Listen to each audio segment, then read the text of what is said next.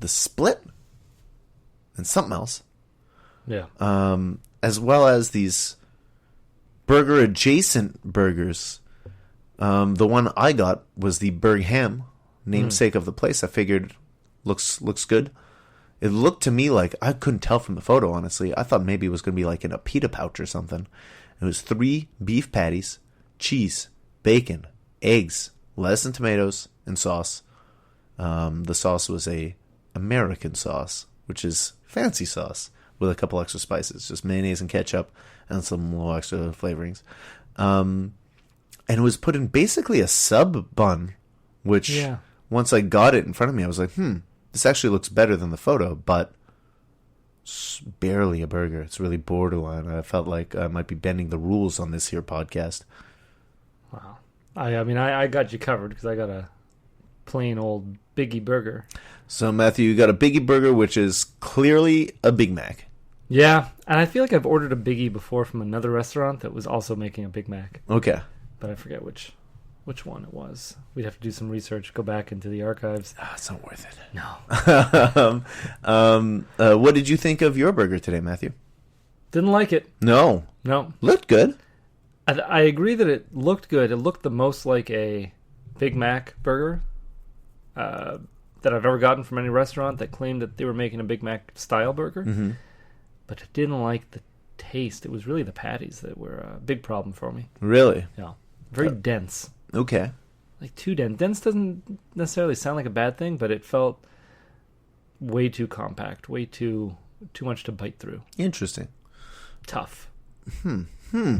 My burger, if you can call it that, I feel bad. I feel like I'm breaking the show. Like this was barely a burger, just because it was in the wrong bun. Well, we got a weird veggie burger that was in a pocket once. Yeah, that's true. And I think we got a burger that was from Kojak's that was barely a burger. You got me there. All right, this is in the barely a burger category. And it wasn't that bad, though. All the patties were cut in two to fit into the bun. Yeah. Otherwise, they just hang out like a sloppy mess. But this was a pretty well-assembled little burger sandwich. And the meat wasn't super. It was fine. Was it frozen? Don't think so, but it wasn't great. The cheese was melted everywhere. The sauce was also well mixed in. The ingredients themselves were pretty good. The bun, I wasn't thrilled about the bun. Yeah. Oh, it was just, a sub bun? Kinda, yeah. It was like a panini or something like that. Yeah. Well, I expected so much more from this place. It got such high praise. From whom? Well, from the Oh, yes. The Hungry Man. Yeah, he's actually a pastor. Oh, really? Yeah. And it's very difficult for me to say pastor and not say pasture. Different. I would often say, "Oh, he's a pasture," and it's like, well, people would be very confused. He is not where cows eat. No, he is. He's a man of God, and if he's giving it high praise, I got to imagine this is probably pretty great, and it wasn't. So getting back to him being on that 3-week fast, non-binge fast. Yeah. That's another word for it. I guess anything would taste good. That's what I'm saying. Yeah. Yeah. Well, when all you're doing is sucking on Jolly Ranchers for 3 weeks, any solid food is pretty delicious. Yeah. So I'm not impressed, but we can get into why after this. After this, so they had French fries that were just the McDonald's French fries. They were. It was exactly the McDonald's French fries. They weren't even trying. They didn't need to. They were just what they needed to be. Yeah. McDonald's. You basically had a Big Mac and McDonald's fries at not McDonald's. Matthew. Yes. Would you say that the burger you had today was better than a Big Mac? I wouldn't. I would not say that. What was it missing? What was wrong? I don't think it was missing anything. I think it had a little too much. And like I said... Interesting. It's too much. The burgers were too dense. There's too much going on. They were too thick. They were just too hard to eat through. It felt like I'm going through soft bun, and everything's sloppy because of all that sauce they're putting on. Mm-hmm. The lettuce is all sloppy. Everything's a mess, sliding apart. But the burgers themselves, the patties, were too tough. They were the one solid part of this burger, and I wanted them to break apart like they do in a Big Mac. That's interesting. I didn't find that with mine, but mind you, my patties were already cut into bits to fit into the sandwich. Yes. I'll say the eggs kind of disappeared in my sandwich. Like they were there. I know they were there. I saw them with my eyes, but I didn't taste them. They may as well have not been there. The cheese, the beef, the lettuce, the sauce, very present. Yours looked very appealing to me, especially when I had bitten into mine. Mm-hmm. Yeah, I like a mix of stuff like that. Like someone just put it all into a blender and shoved it into a bun.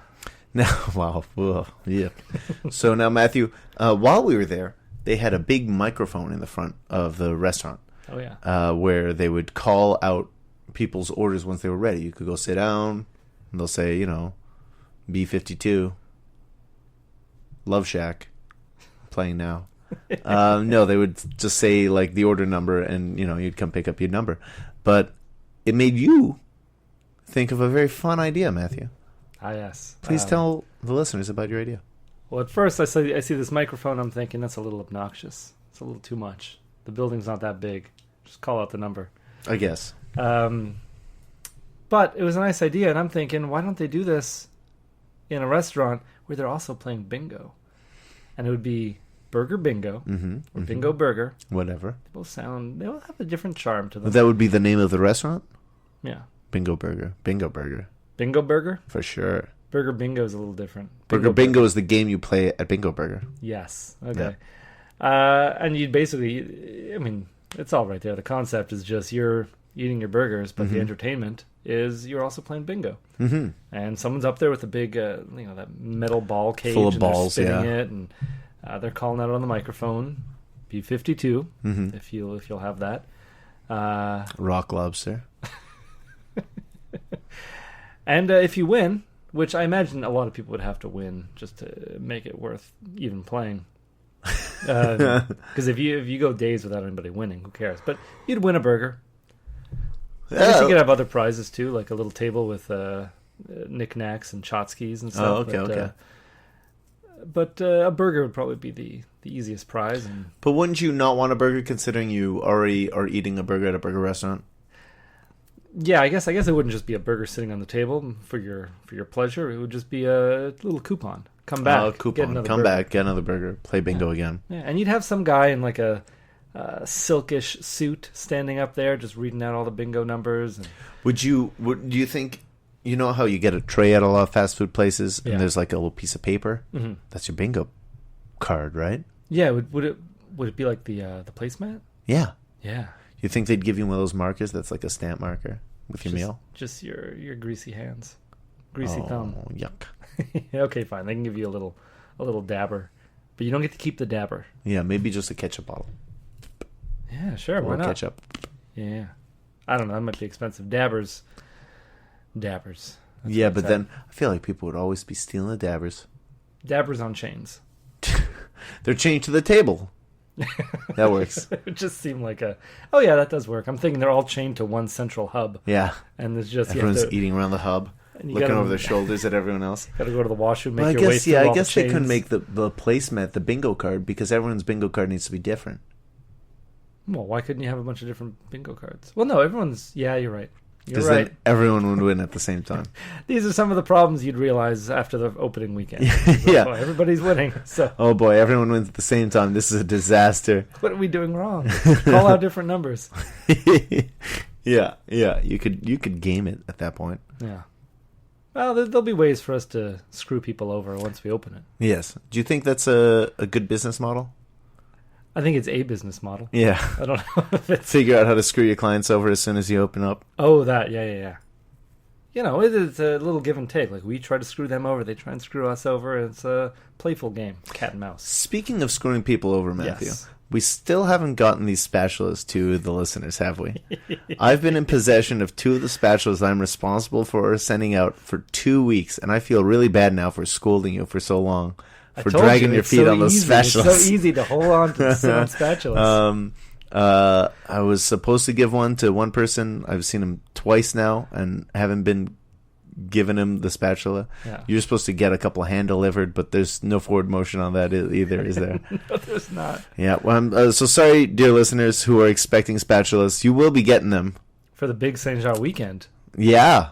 Let's try and do that. Yeah, let's make sure to get these spatulas so that, like, Saint Jean, Canada Day, burger flippers, at the barbecue time, good time, cheeseburger. What are you doing? I'm just free associating. Oh, okay.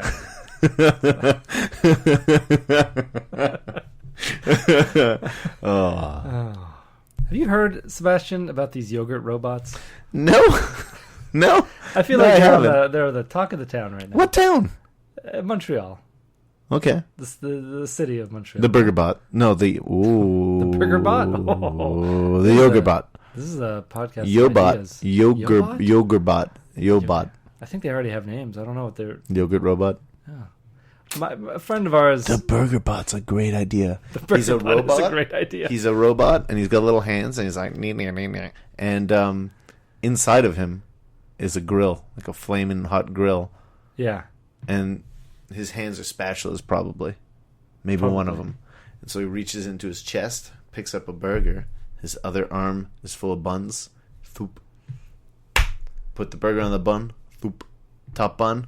Burger bot. You want fries with that? He needs to have a clamp hand, too, though, to accept money. Bills. No, he could put it right in his mouth. Oh, yeah. He just opens his mouth up and you dump the money in? Yeah. Did you ever have one of those little robots? Robbie, the robot yellow. from Radio Shack? Mm-hmm. Man, Radio Shack's been so dead. Oh, I think they are dead, aren't they? In Canada, they are. I think they now? still exist in the U.S.